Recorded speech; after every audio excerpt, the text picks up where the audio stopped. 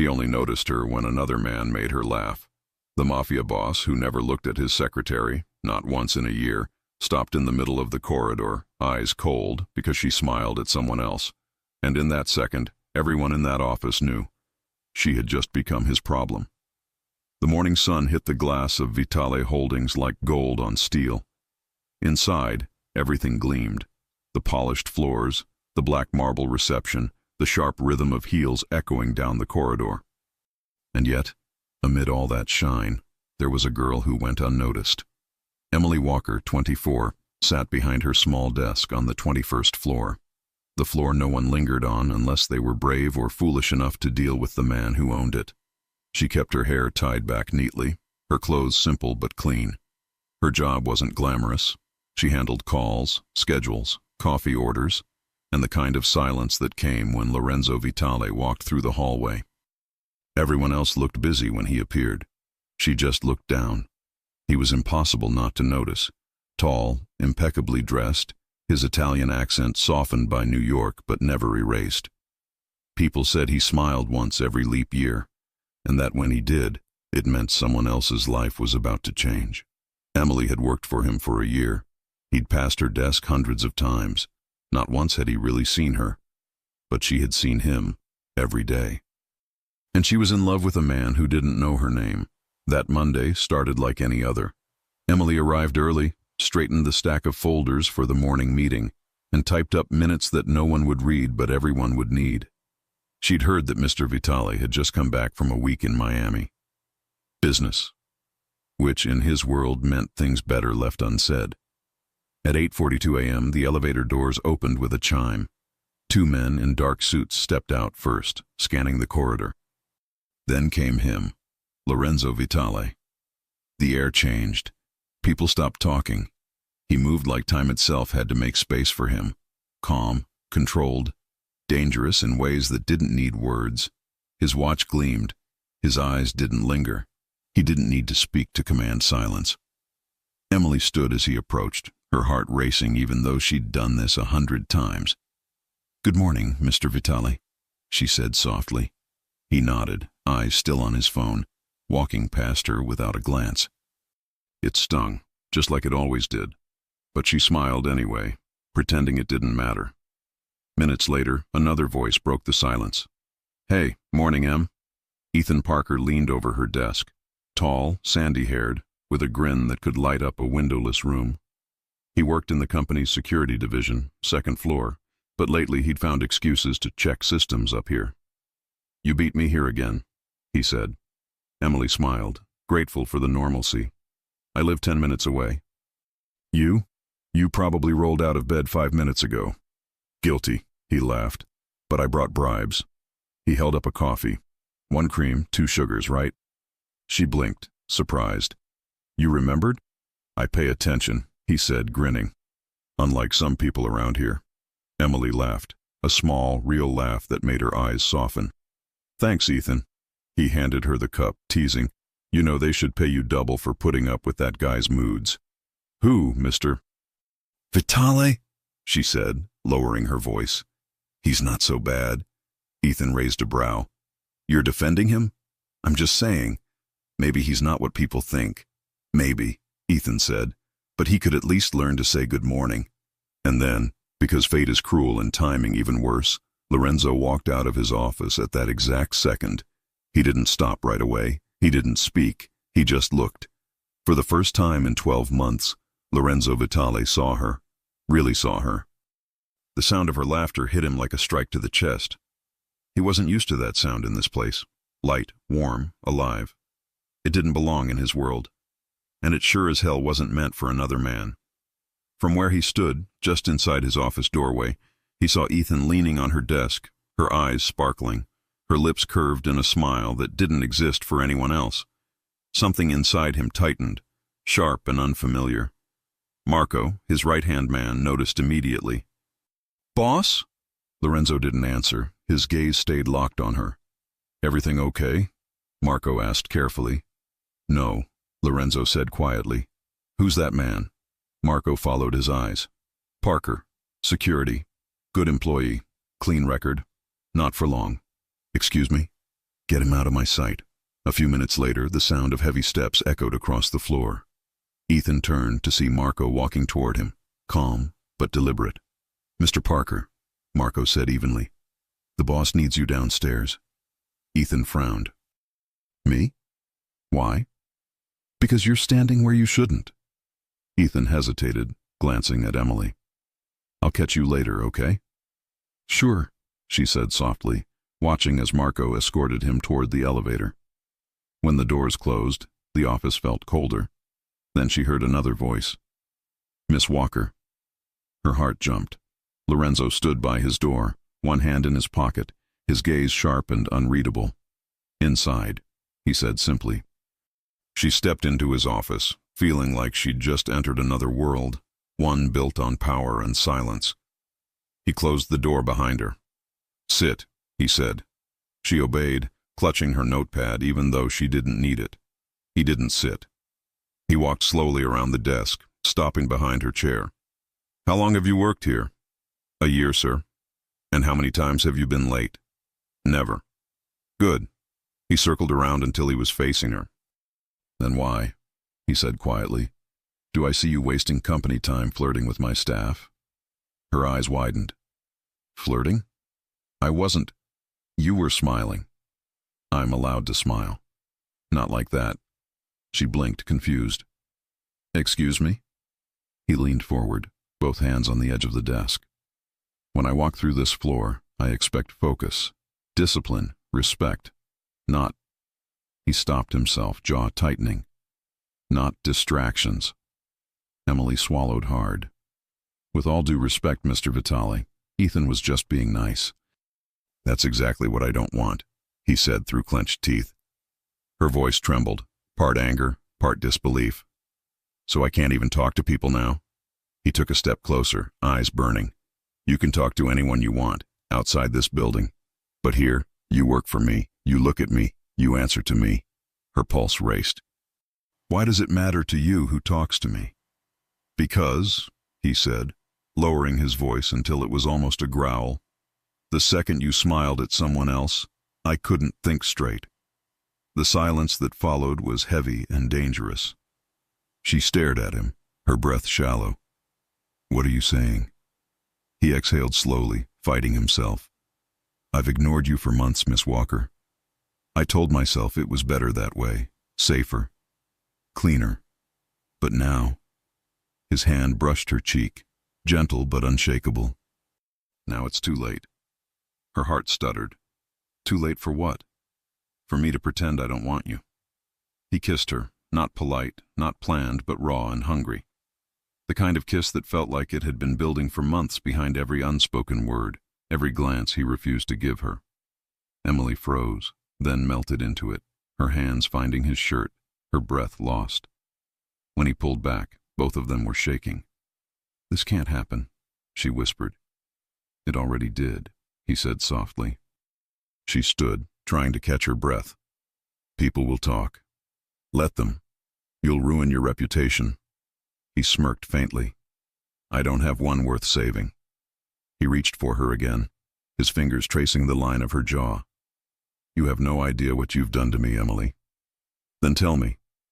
He leaned closer, his breath hot against her ear. "You made me notice you." Her eyes met his, wide, vulnerable, defiant. "I've wanted that for so long." He stilled, surprised by the confession. "You have?" She nodded. "Every morning. Every time you walked by without looking." His expression softened for the first time in years. "Then I owe you an apology." "For what?" "For not seeing you sooner." He kissed her again, slower this time, deeper. And somewhere between fear and desire, between control and surrender, something shifted. For the first time, Lorenzo Vitale wasn't the man in charge. He was the man undone. And the woman who'd been invisible to him was now the only thing he could see. The kiss should have been a mistake. That's what Emily told herself the whole way home the night before. Bosses didn't kiss secretaries. Mafia bosses definitely didn't.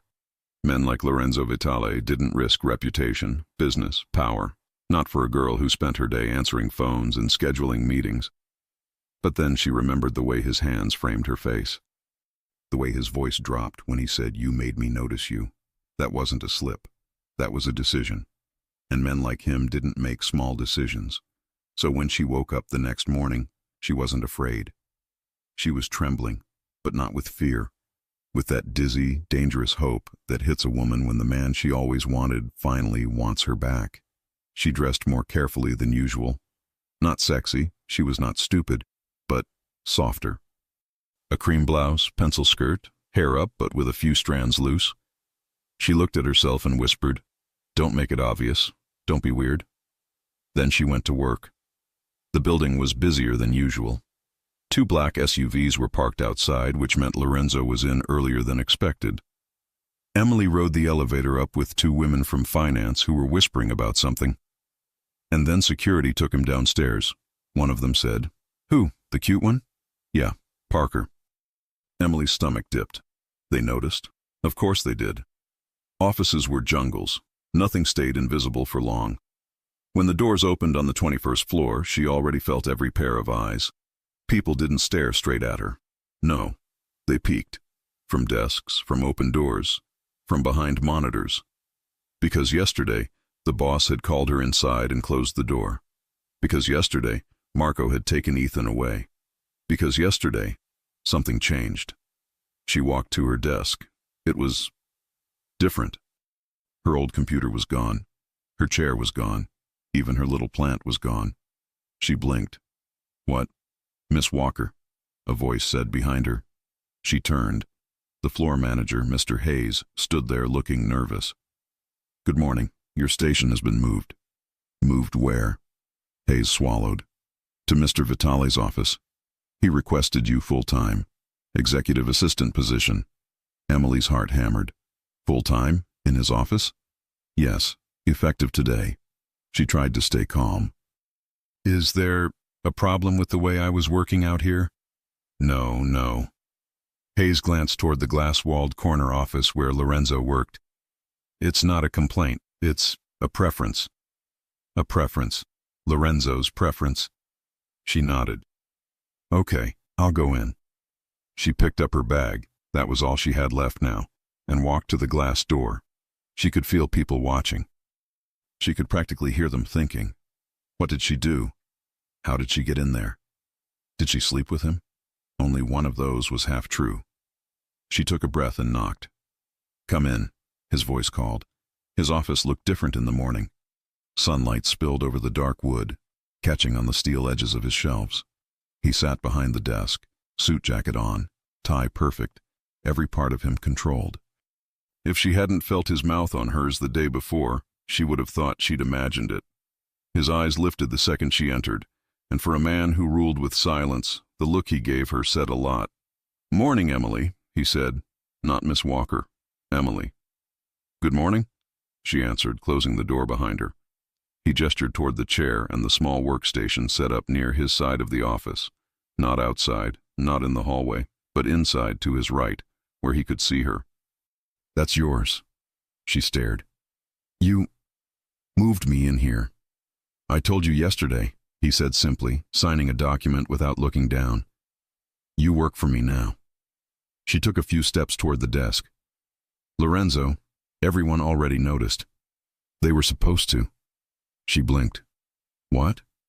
He finally looked up. "I want them to know you're mine. That way no one tries anything stupid." A flush crept up her neck. "You can't just say that in an office." "I just did. You know what I mean." She lowered her voice. "People will talk. People always talk. The difference now is that I'll be listening." He set the pen down. "Sit down, Emily." She sat, still buzzing. "So this is real, then?" "It was real the moment I tasted you," he said quietly. "Now I make it safe." She swallowed. "Safe? Or controlled?" He gave her a look. "In my world, they're the same." For the next hour, she watched him work. Calls, contracts, a tense video meeting in Italian. The way he commanded a room, even through a screen.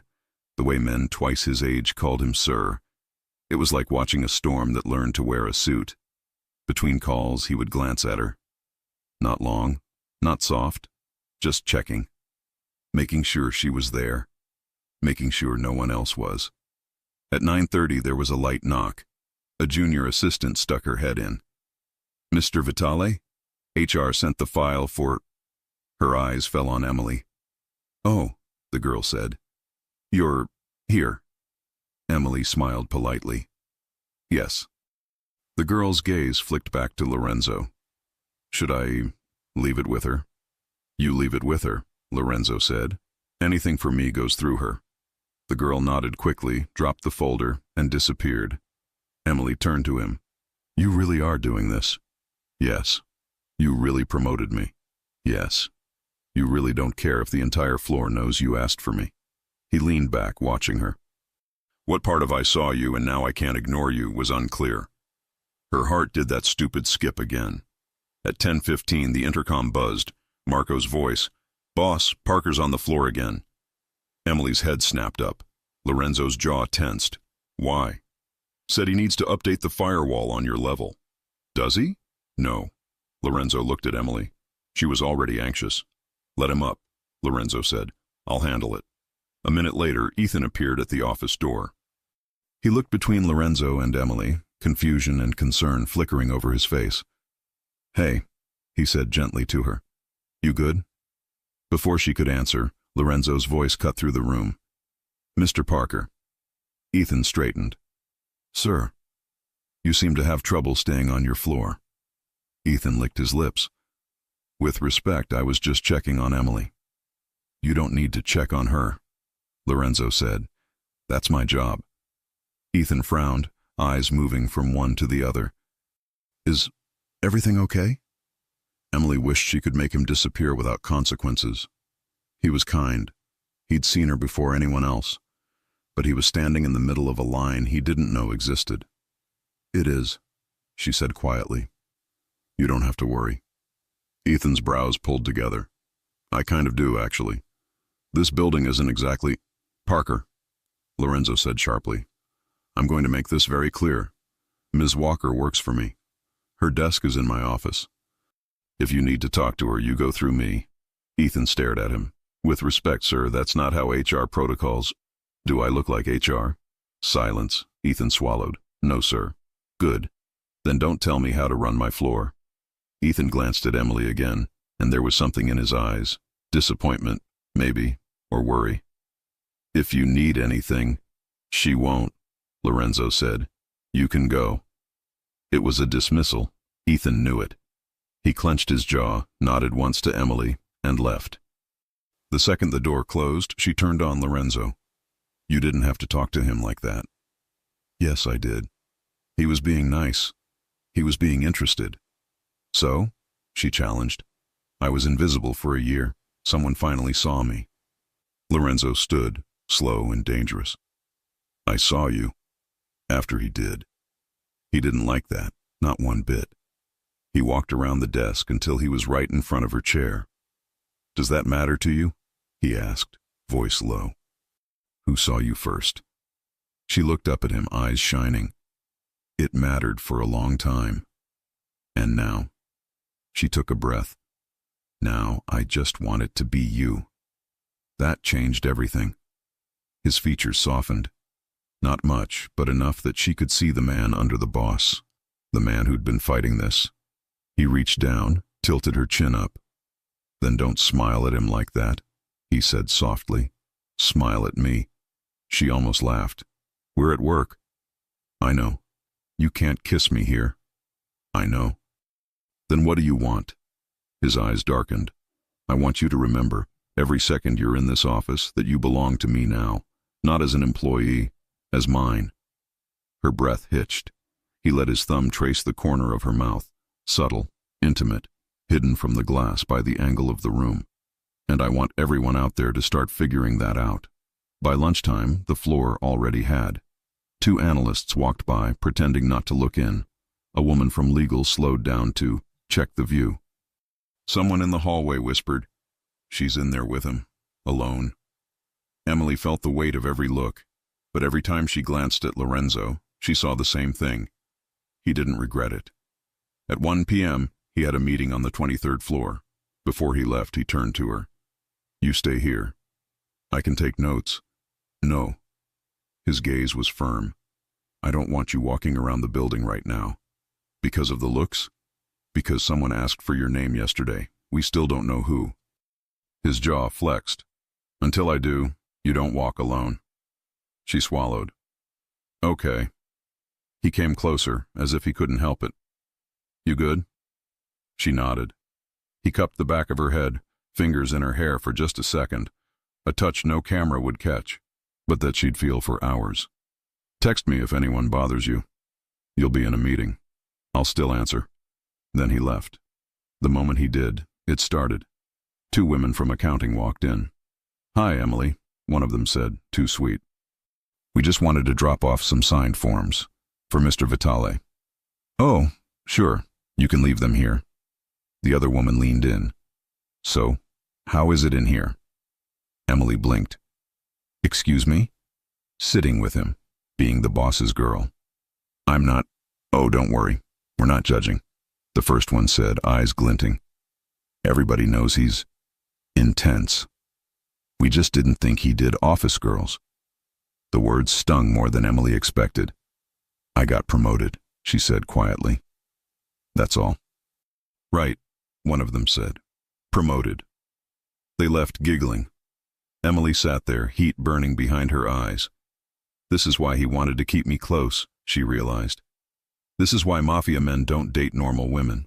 Not because they don't want to, because the world doesn't let them. Her phone buzzed. Lorenzo. You okay? She stared at the screen. How does he always know? Emily. People are talking. Lorenzo. Let them. I'll shut it down. Emily. You can't shut people down for talking. Lorenzo. I can. Watch me. She smiled despite herself.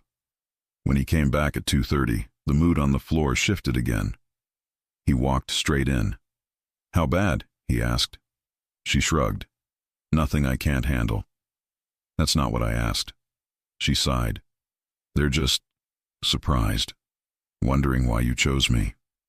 He looked at her like the answer was obvious. Because you were the only one I wanted. Her chest tightened.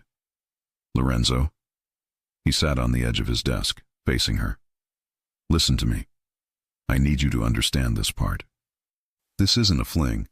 I don't do flings with people in my building. I don't mix business with distractions. You said I was a distraction.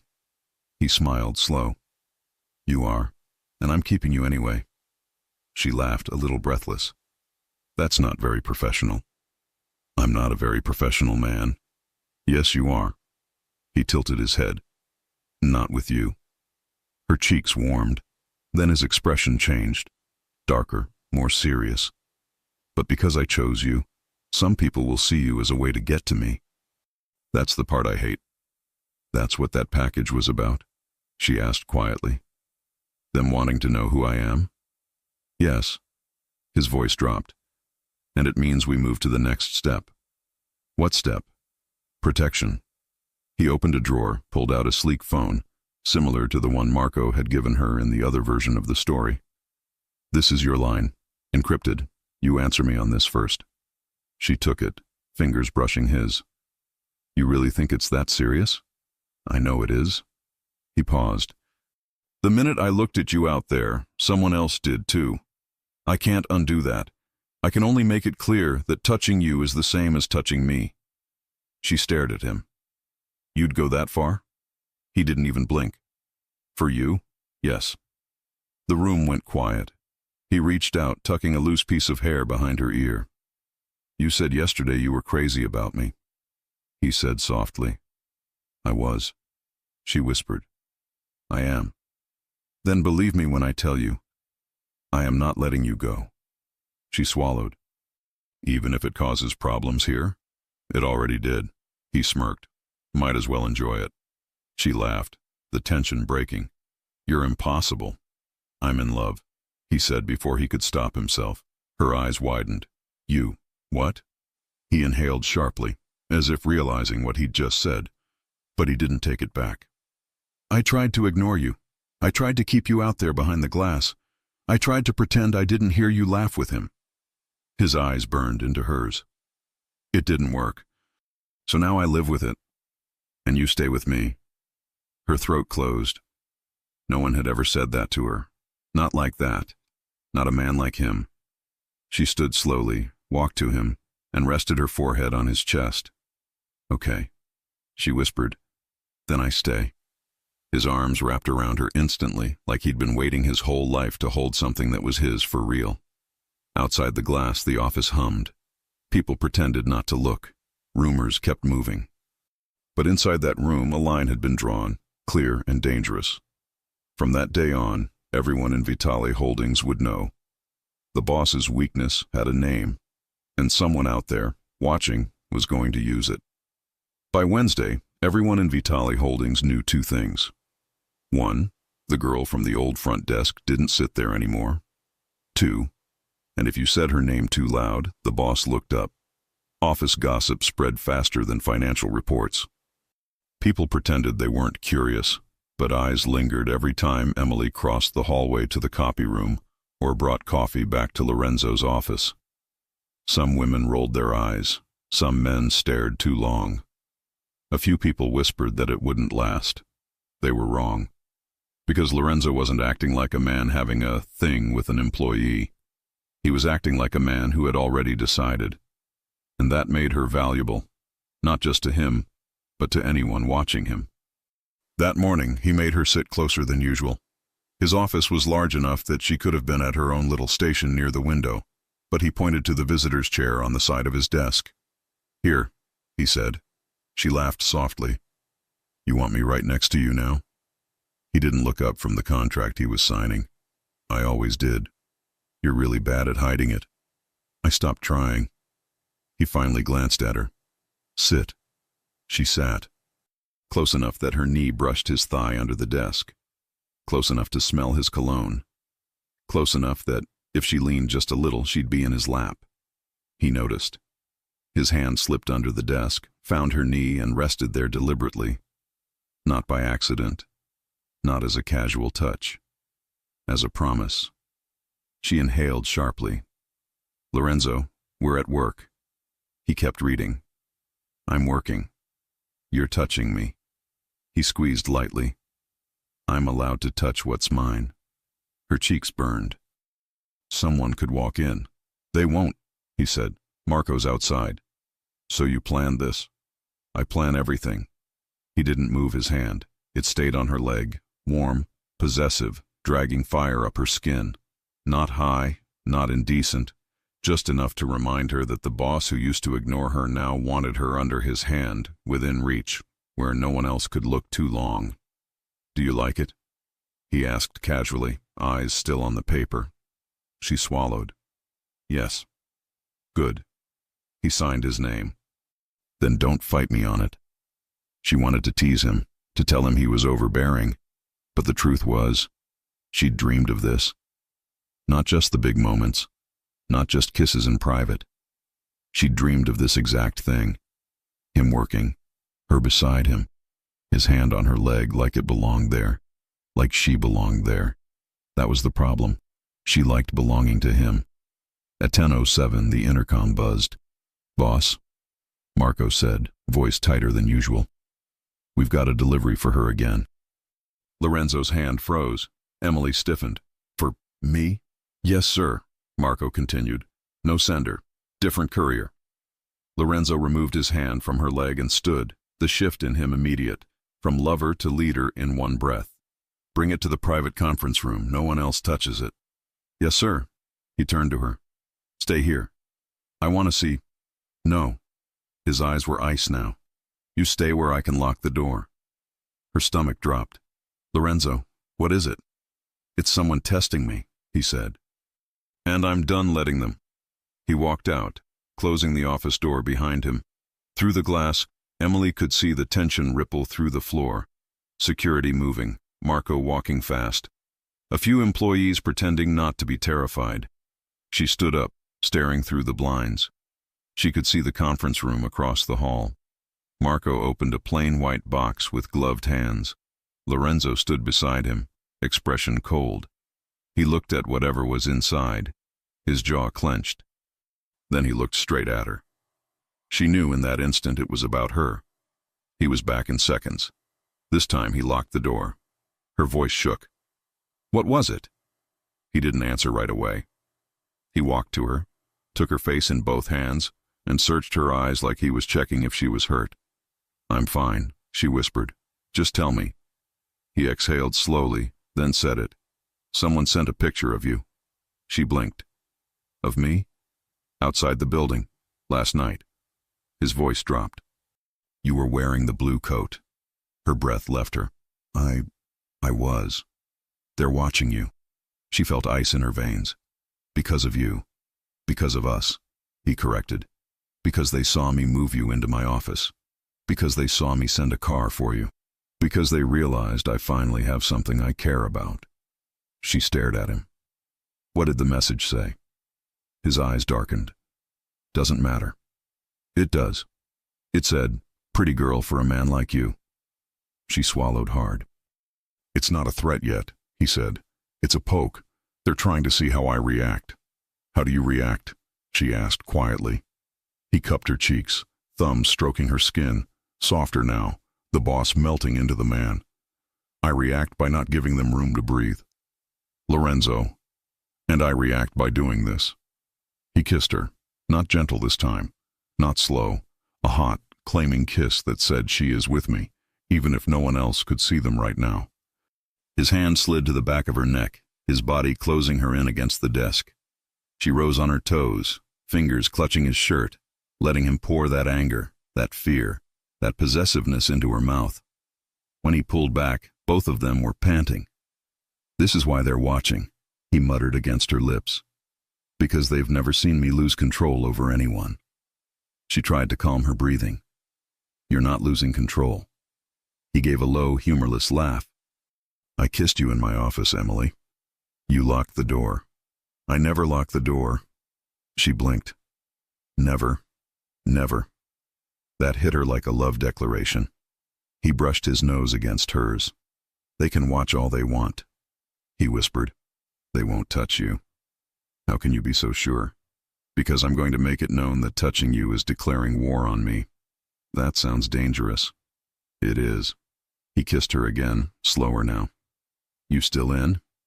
She nodded without hesitation. "I was in the moment you said my name." The rest of the day, her security doubled. Marco reassigned 2 men to the 21st floor for system maintenance. Another man she'd never seen before stayed near the elevator.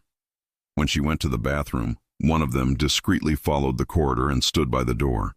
It was weird. It was suffocating. It was thrilling, because she understood. He was moving pieces for her. At lunch, she didn't go to the cafeteria. Lorenzo had food brought in. "Eat here," he said. "In your office?" "Yes." She raised a brow. "You don't usually eat." "I do now." They sat across from each other at the small round table by the window. Him with rolled sleeves, her with a plastic fork in her hand. Both of them pretending it was normal to have a half-mafia, half-corporate relationship in a glass box above Manhattan.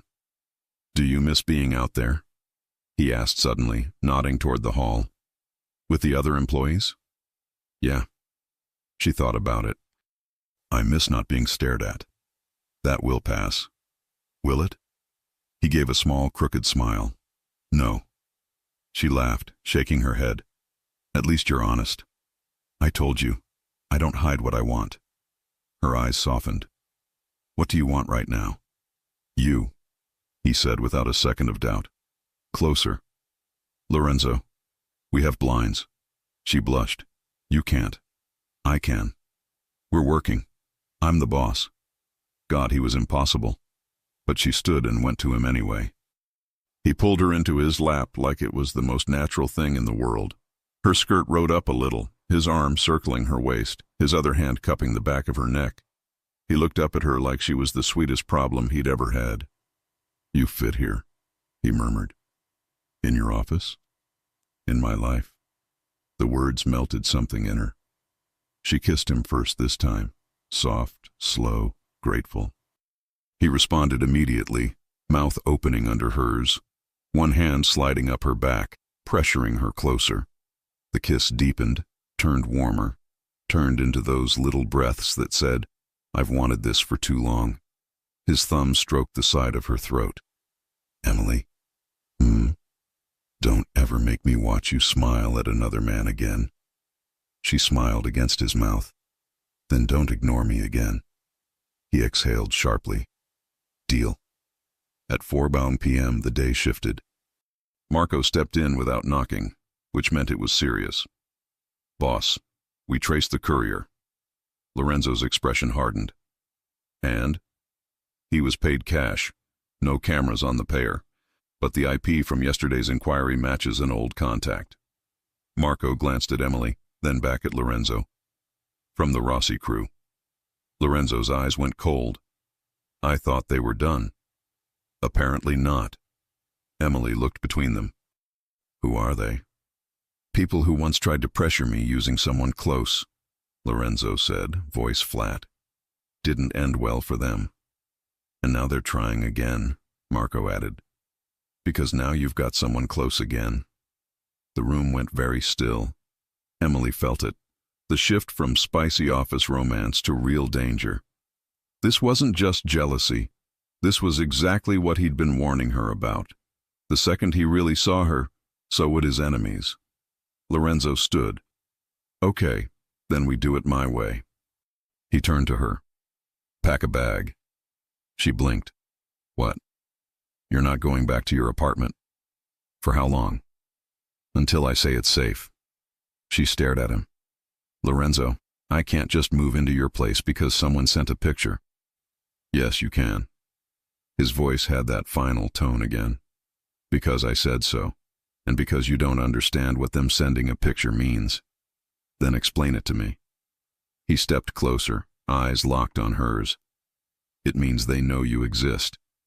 It means they know you're near me. It means they're going to try again, and I'm not giving them a second shot." She swallowed. "Will I be safe with you?"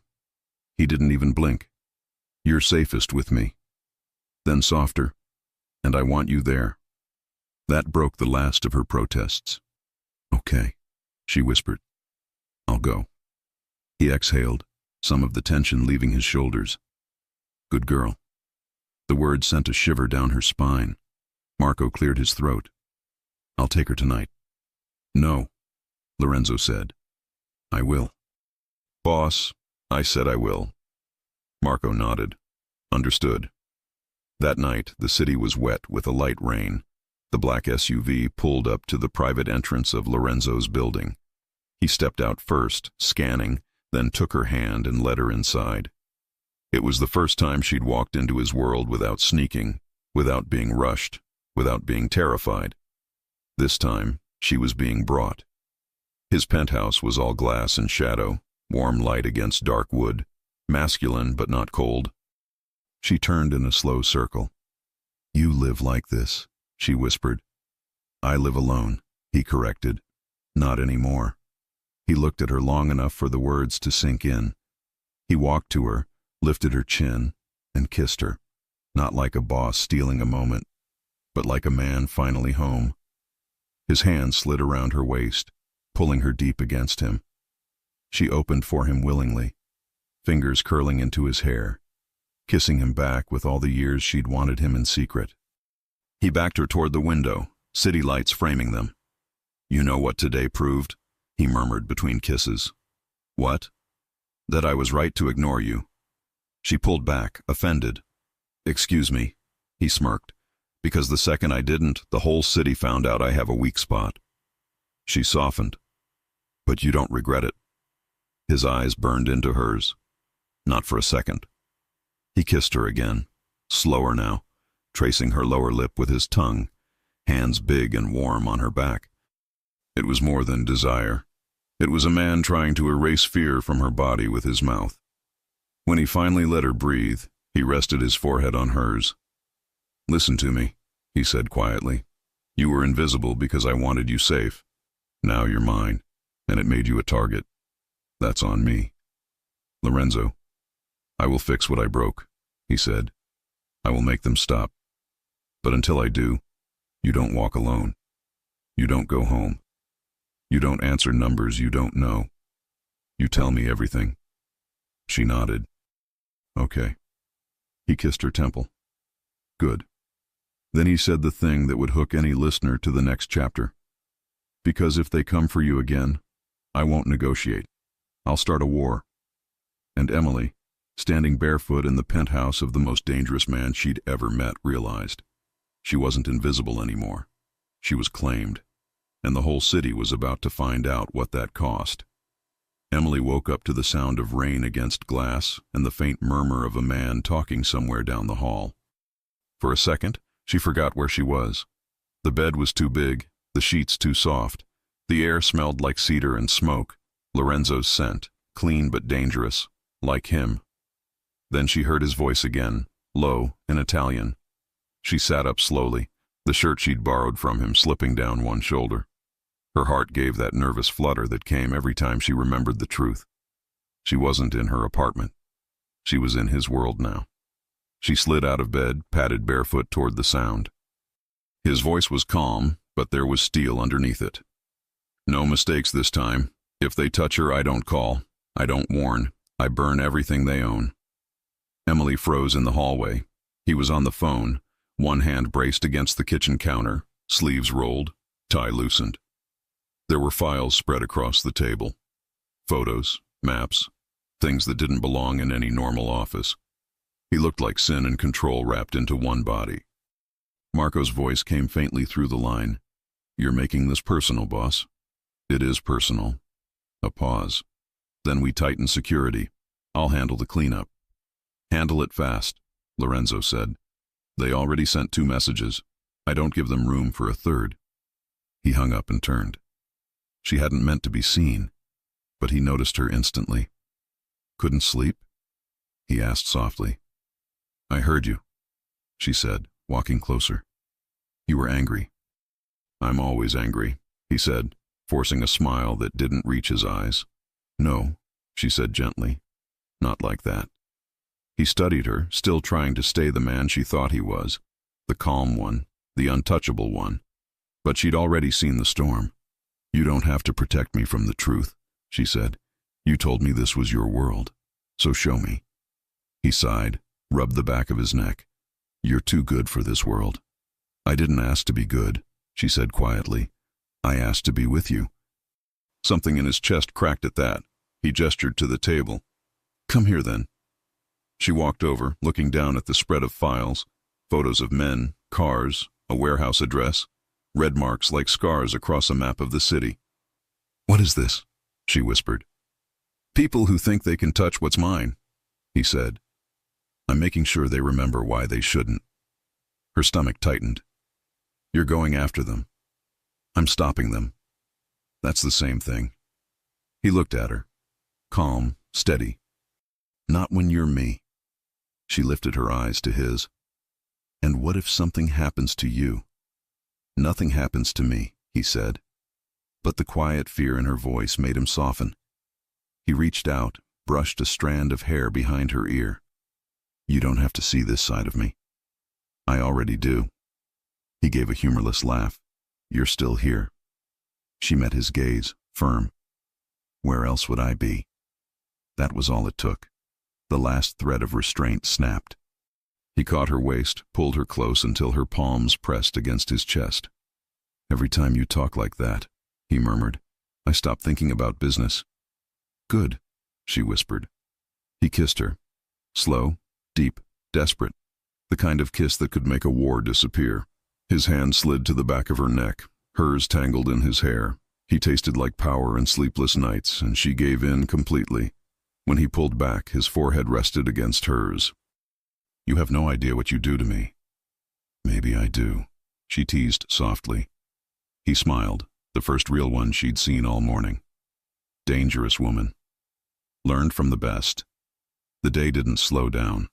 Lorenzo spent hours in meetings, some on the phone, some in person, all with men who didn't belong in skyscrapers. Emily sat nearby, typing notes she didn't fully understand. She heard words like shipment, deal, territory, and sometimes cleanup. Each time those came up, the room grew colder. At one point, Marco leaned over to whisper something to Lorenzo in Italian. Emily only caught a few words: la ragazza, the girl, and problema. Lorenzo's jaw tightened. No, he said aloud. She's not a problem. She's the point. Marco gave her a quick apologetic nod, then left the room. Lorenzo saw her watching. You understand Italian, he said, not asking. Enough to know when someone's talking about me. He leaned back in his chair, eyes dark. They're just worried I'm distracted. Are you? He smiled faintly. Completely. That night, dinner was quiet. Pasta, wine, rain still tapping against the glass. He watched her eat like he was memorizing the sight. When she set her fork down, he said softly, You're not used to this. Dinner without fear? She teased. Dinner with me? She smiled. You're not as terrifying as people think. He tilted his head. You're not scared of me? She hesitated, then shook her head. No. You should be, he said quietly. People who stand too close to me don't stay clean. I'm not afraid of dirty, she said. I'm afraid of losing you. He stared at her, jaw tight, like the words physically hurt him. You won't. You can't promise that. He pushed his chair back and came around the table. His hands rested on either side of her chair, caging her in. Watch me. Her heart pounded. Lorenzo, you think I'd let anything touch you? He murmured. Not in this city, not in this life, not while I'm breathing. She whispered, You can't control everything. His hand slid to her throat, not hard, just enough to make her shiver. You'd be surprised. Her breath hitched. His thumb stroked her jaw, his eyes locked on hers. Say the word and I'll tear down anyone who even says your name. Why? She whispered. Why me? Because you were the only thing I couldn't buy, he said. And now that I have you, I'm not losing you to anyone. He kissed her again, rougher this time, more desperate. Her fingers gripped his shoulders. He pulled her up against him until her feet barely touched the floor. The kiss deepened, grew wild, full of everything they'd been trying to hide. The air around them went electric, her pulse, his breath, the sound of rain outside like applause for the chaos between them. When they broke apart, she was shaking. You scare me, she whispered. He smiled against her lips. Good. Then, softer. You should scare me too. Later that night, she found him on the balcony, phone pressed to his ear, city lights reflecting in his eyes. He looked like the man the world feared again. Cold, commanding, lethal. Make it look like an accident, he said quietly. No bodies in the river this time. They'll get the message. Her stomach turned. He hung up, pocketed the phone, and noticed her standing in the doorway. How much did you hear? He asked. Enough. He nodded slowly. And you're still here. She walked to him. You didn't lie about what you are. No, he said. I only lied about how much I'd change for you. Her voice was barely a whisper. How much would you? He turned toward her, the city glowing behind him. Enough to make you safe. Never enough to make me harmless. She stepped closer, until her hands rested on his chest. Then I'll learn to live with dangerous. He caught her hand, pressed a kiss to her palm. You already are. At 11:48 p.m., the phone buzzed again. Lorenzo answered instantly, tension snapping back into his voice. Talk. Marco's voice. Boss, we've got movement. They followed the car that dropped her off 2 nights ago. Who? Unknown. Same pattern as Rossi's men. Lorenzo's jaw clenched. You have eyes on them? 2. They're parked near the building. He looked at Emily, who was watching him. Handle it. Marco hesitated. Boss, handle it. He hung up. What is it? She asked. He walked to her, touched her cheek. Just noise outside. She caught his hand.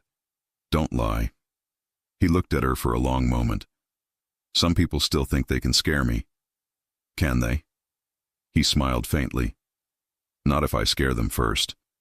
He leaned down and kissed her again, slow, lingering, heavy with all the things he didn't say. Go to bed, he whispered. I'll be in soon. She wanted to argue, but something in his eyes stopped her. It wasn't anger. It was protection sharpened into instinct. She went. He waited until he heard the bedroom door close. Then he called Marco back. "Don't just scare them," he said. "Send a message." "What kind?" "The kind they don't forget." Hours later, Emily woke to the sound of footsteps. She found Lorenzo in the living room, shirt half unbuttoned, a smear of blood on his wrist. Not his, she realized, from the way he moved. He looked exhausted, hollow, but alive. Her heart broke and healed at once. "What happened?" she whispered. He looked up at her, tired eyes softening. "It's handled." She walked closer, touched his hand. Was it worth it? He caught her waist, pulled her in until she was between his knees, his face against her stomach. "It is if it keeps you safe." She threaded her fingers through his hair, trembling. "You can't fight the whole city for me." He looked up at her, eyes glassy with emotion. "Watch me." He kissed her one last time before dawn, fierce, grateful, alive. The city outside was quiet, unaware that a war had just begun. And for the first time since she'd met him, Emily understood exactly who Lorenzo Vitale was. Not just a boss, not just a lover, but a man who'd tear the world apart to protect her. Rain always made the city softer. That night New York was wet and quiet, the streets gleaming under streetlights, sirens distant. From the penthouse, it almost looked peaceful, like the world had finally decided to leave them alone. Emily almost believed it. She was in the kitchen, barefoot, making tea she didn't really plan to drink.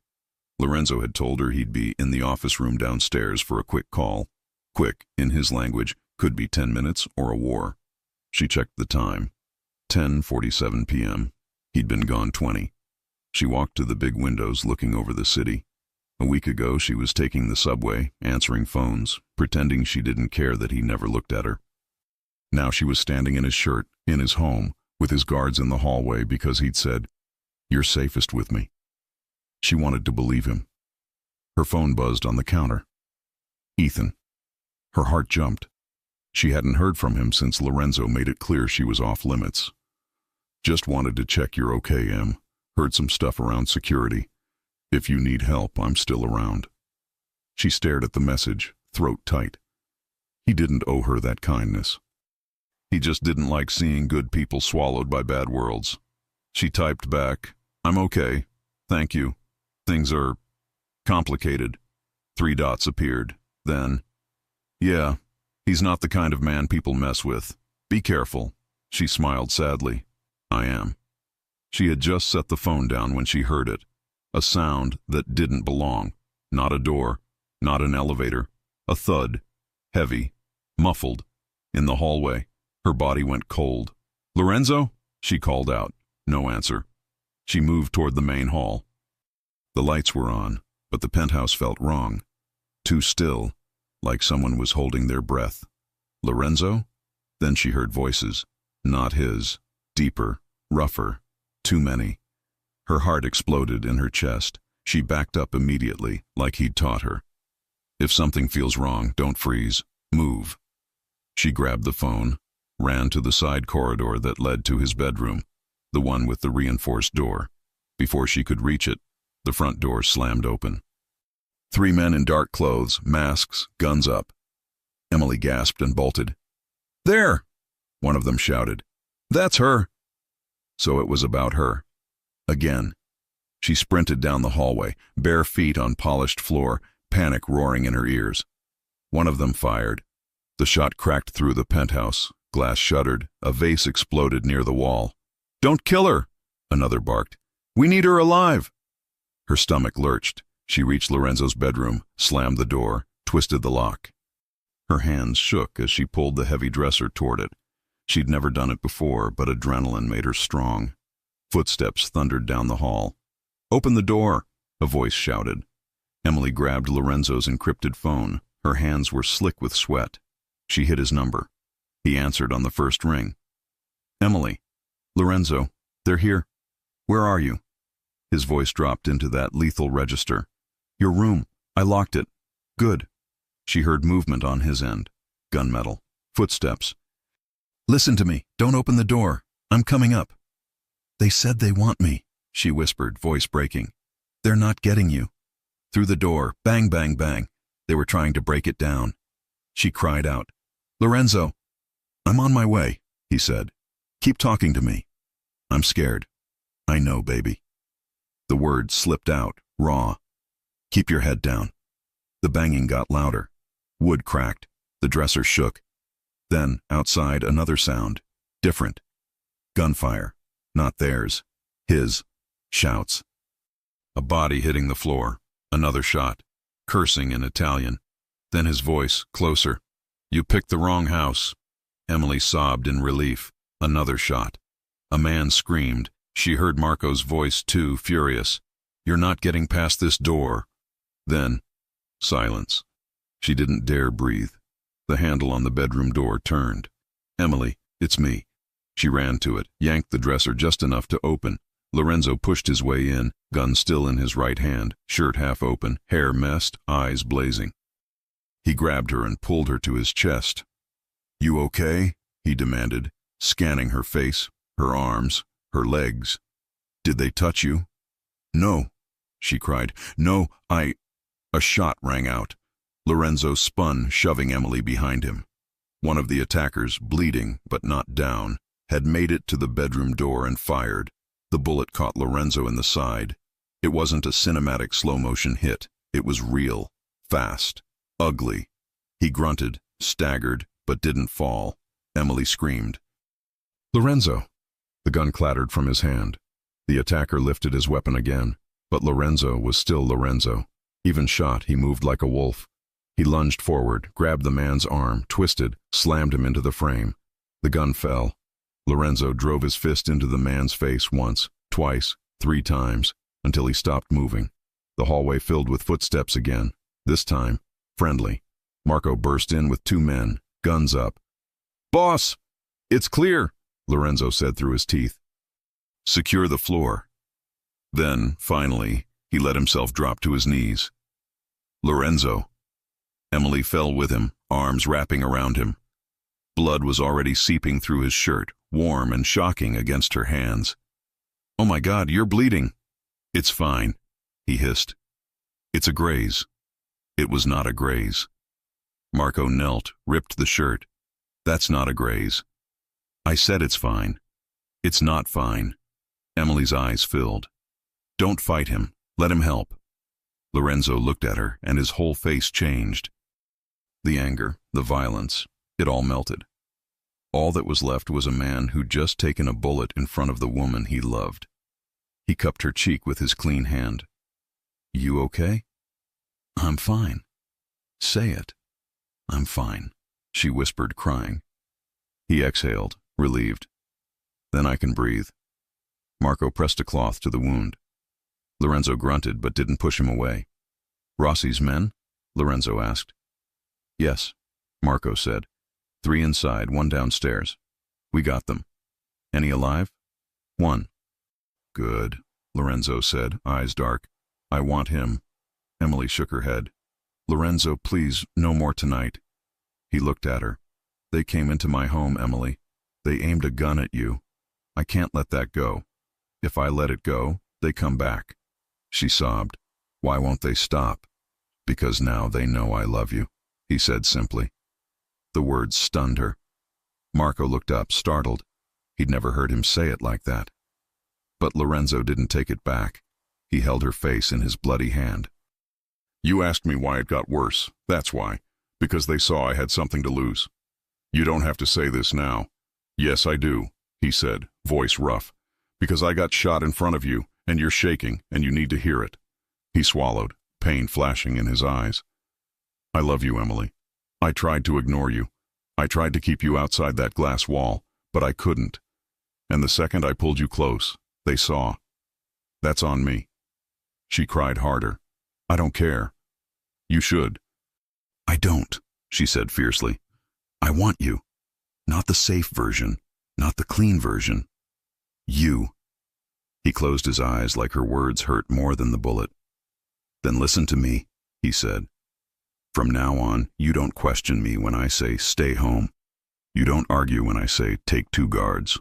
You don't walk without telling me. You don't open doors. You don't talk to strangers. You don't try to be brave.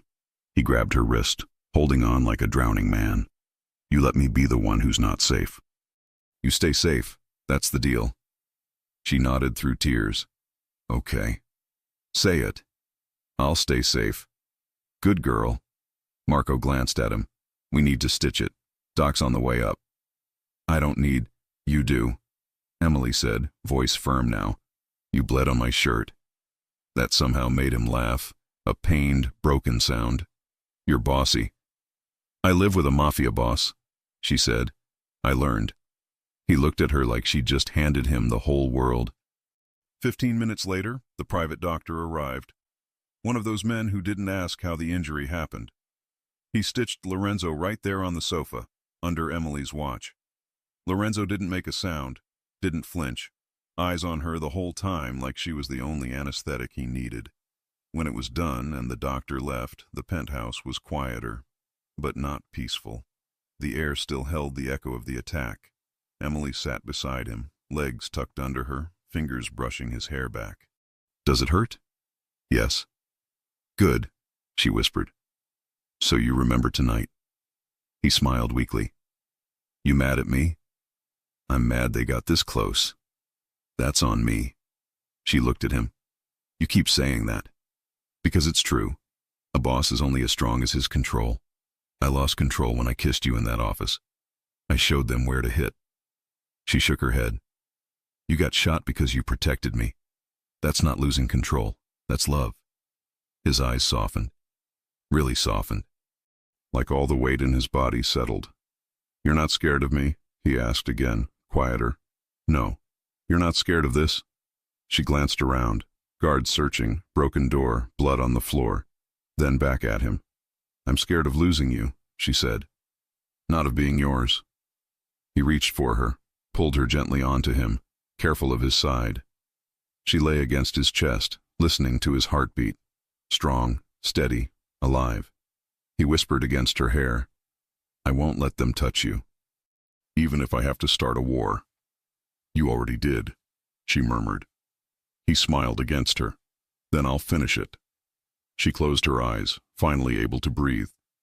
But the listeners, the viewers of your channel, won't relax yet, because we leave one thread loose. Marco came back from the hall, face grim. Boss, he said. We searched the one who's still breathing. Lorenzo opened his eyes. And? He had a note. Marco held out a plastic sleeve. Lorenzo nodded for him to read. Marco did. It says, if we can reach her, others can too.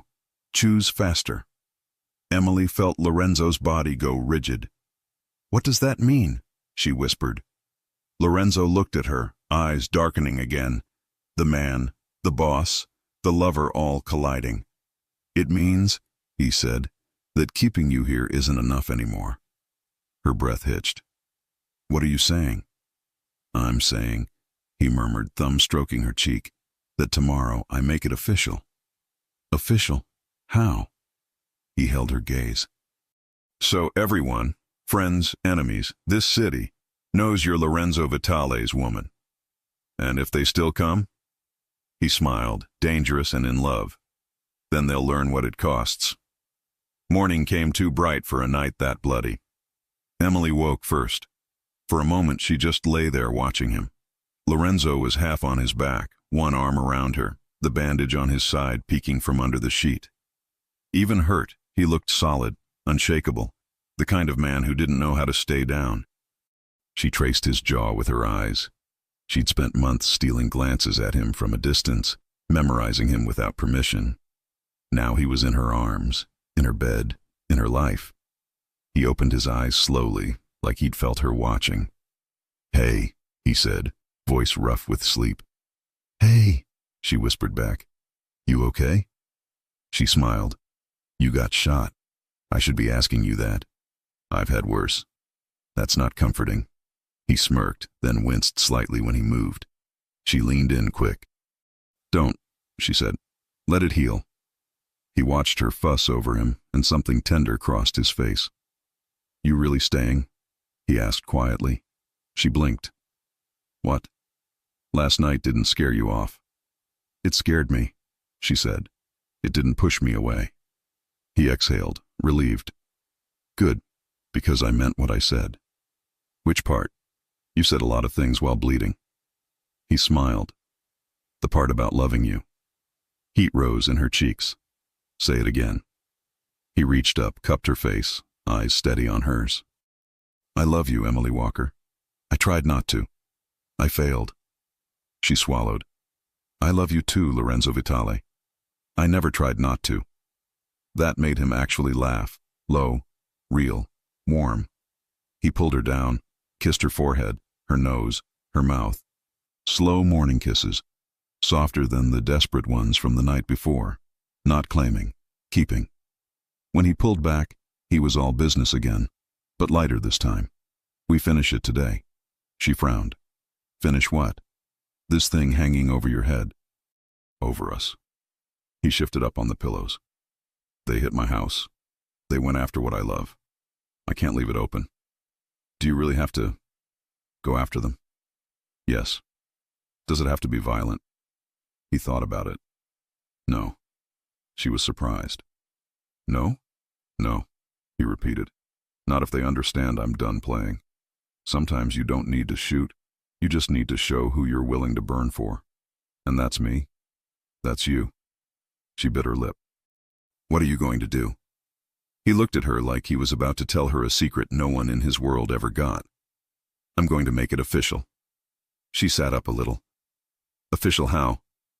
In my world, there are two ways to protect someone, he said.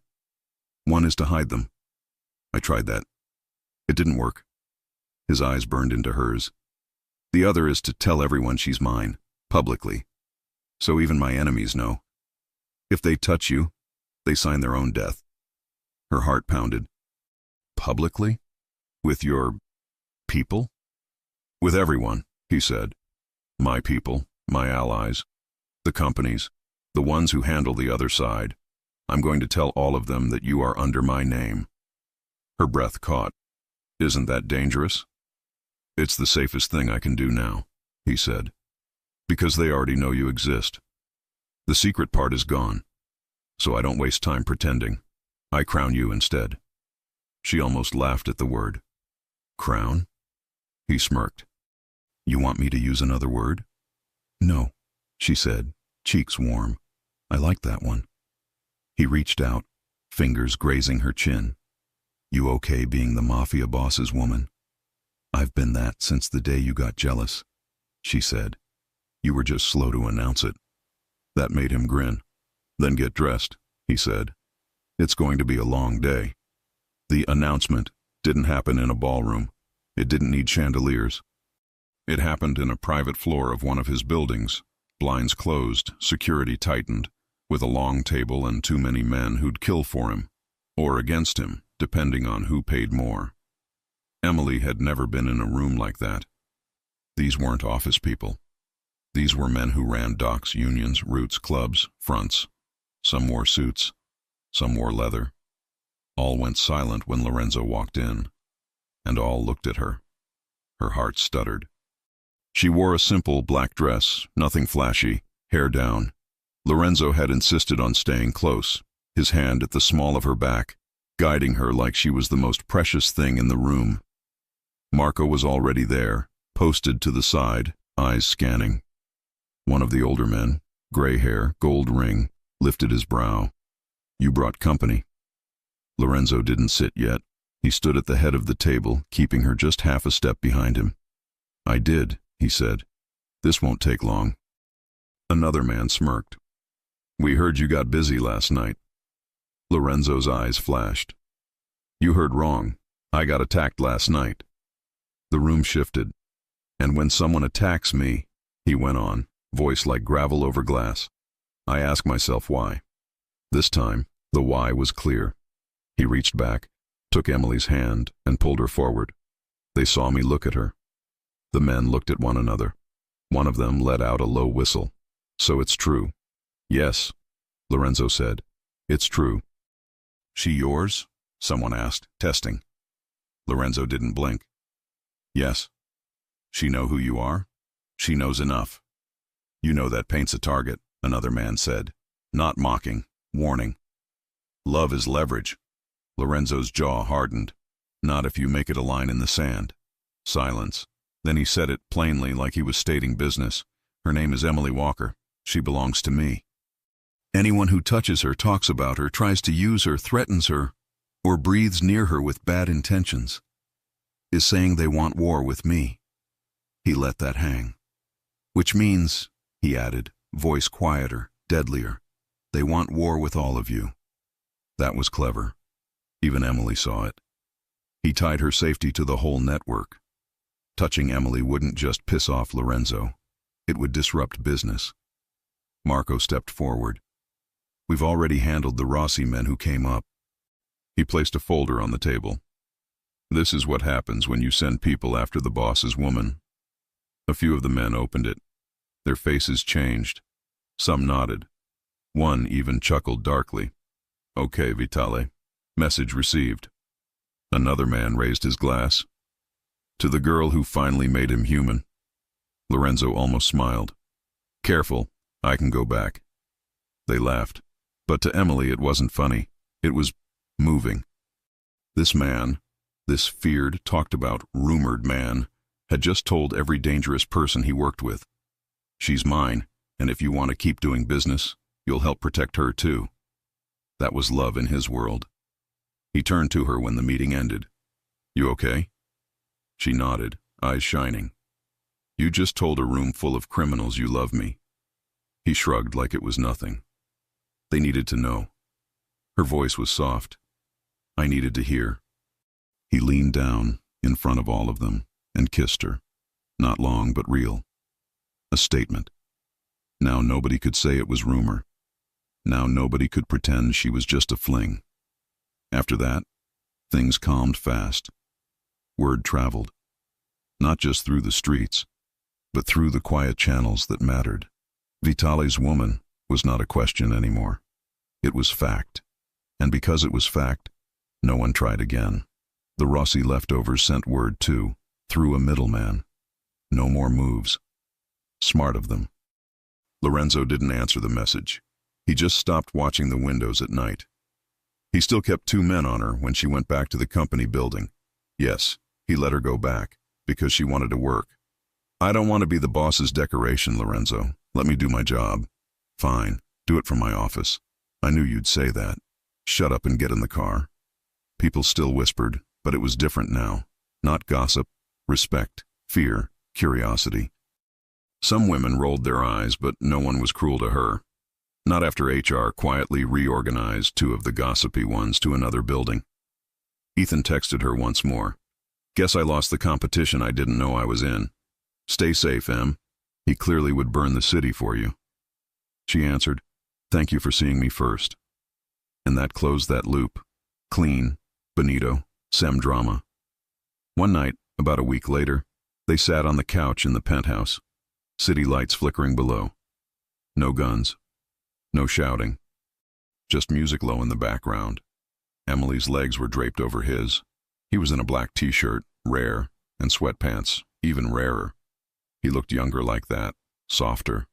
More like Lorenzo, less like Vitale. She turned her head and watched him. What? He said without looking away from the TV. Nothing. You're staring. I'm memorizing. He finally looked at her. Why? Because I still can't believe it, she said. You were the man who never looked at me. And now? And now? Now you look like I'm the only thing in the room. He didn't deny it. He picked up her hand, kissed the inside of her wrist. You're the only thing in my world. She swallowed. Lorenzo. We don't have to keep pretending I don't want your name. He turned fully at that. You want my name? I wanted it the minute you told that room I was yours.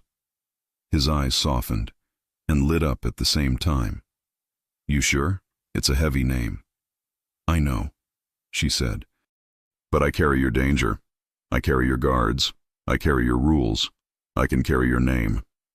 He let out a slow breath, like she'd just handed him something he didn't know he needed. Say it. Emily Vitale, she whispered. He closed his eyes for a second. When he opened them, they were glassy. Say it again. Emily Vitale. He leaned in, kissed her slow, long, deep, the kind of kiss that says we made it through the fire. His hand slid along her cheek, to her hair, to the back of her neck, holding her exactly where he wanted her. When he pulled back, he rested his forehead on hers. You know this isn't a fairy tale, he murmured. The danger never goes to zero. I know. You know I'll always be watching doors, watching cars, making you text me. I know. You okay with that? She smiled. I'm okay with you. He smiled back, proud, in love, relieved. Then we're done here. We are? Yeah. He kissed her again. No more running, no more hiding, no more pretending you're invisible. I saw you. I love you. Everybody knows. Let them talk. And if someone tries again? He smiled, dangerous, but peaceful this time, a man who knew he'd already won. Then they learn, he said, that the worst thing you can do in this city is touch what belongs to Lorenzo Vitale. She laughed softly. You always have to sound scary at the end. I am scary. You're soft. I got shot for you. And I held you while you bled. His eyes warmed. Yeah, you did. He pulled her closer, tucking her against his chest. She fit perfectly, like the place had been made for her all along. Outside, the city moved, but in there, it was quiet. She whispered, half asleep. Do you remember what you said that first day? He frowned. Which part? That I made you lose focus. He chuckled. Trouble? You still losing focus? He kissed her hair. Every day. And just like that, the girl who was invisible became the woman everyone saw, because the most dangerous man in the room chose to see her first, love her loud, and stand in front of her when bullets came. That was the price of love in his world, and she paid it gladly. If you enjoy stories like this, take a moment to subscribe to the channel. That's how I'll know you truly liked it. Even if you're watching on your TV, grab a second to join this family of fans who love emotional and heartfelt stories. Your support means everything, and it helps us bring you even more tales like this one.